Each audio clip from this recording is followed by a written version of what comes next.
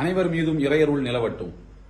கொலைகார இஸ்ரேலே, அமெரிக்காவே, காசா மக்கள் மீதான போரை நிறுத்து என்கின்ற முழக்கத்தோடு வரக்கூடிய செப்டம்பர் 19 சென்னை புதுப்பேட்டை லேங்ஸ் சாலையில் பெரியாரிய உணர்வாளர்கள் கூட்டமைப்பு மிகப்பெரிய பேரணி ஒன்றை நடத்தவிருக்கின்றது.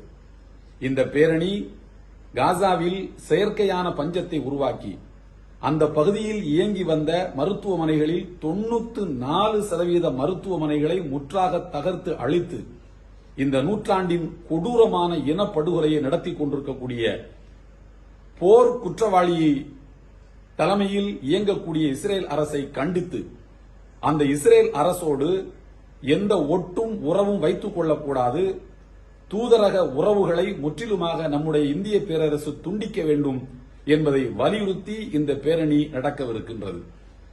உலகத்தின் கண்களை கட்டிவிட்டு கொடூரமான இனப்படுகொலையை புத்திசாலித்தனமாக நடத்துவதாக நினைத்துக் கொண்டிருக்கக்கூடிய இஸ்ரேலுடைய கழுத்தை நெரித்து அதை நீதிமன்றத்தின் முன்னே கொண்டு வந்து நிறுத்தக்கூடிய அளவில் சர்வதேச அளவில் மக்கள் இன்றைக்கு கொந்தளித்துக் கொண்டிருக்கின்றார்கள்.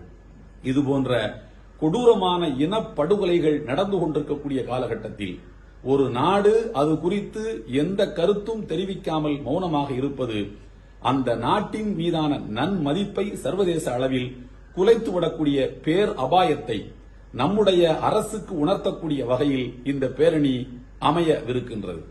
இதுவரைக்கும் இஸ்ரேல் கொன்றொழித்திருக்கக்கூடிய மக்களில் 83% பேர் அப்பாவி பொதுமக்கள். உலகத்தின் கண்களில் இந்த படுகொலைகள் எல்லாம் பட்டுவிடக் கூடாது என்பதற்காக செய்தி சேகரிக்க சென்ற பத்திரிகையாளர்களில் 217 பேரை இஸ்ரேல் அரசு கொடூரமாக கொலை செய்திருக்கின்றது. இன்றைக்கு அந்த இஸ்ரேல் வன்முறை அரசுக்கு எதிராக உலகமே கொந்தளித்துக் கொண்டிருக்கிறது. அந்த கொந்தளிப்பில் தமிழ் மக்கள் அங்கம் வகிக்க வேண்டும். இங்கு இருந்து வரக்கூடிய இஸ்ரேலுக்கு எதிரான எதிர்ப்பு குரல் உலகத்தின் காதுகளை போய் எட்ட வேண்டும். திரளாக அனைவரும் 19 மாலை புதுப்பேட்டை லேங்ஸ் சாலையில் நடைபெறவிருக்கக்கூடிய பேரணியில் சாதி மத உணர்வுகளை கடந்து திரளாக பங்கேற்போம்.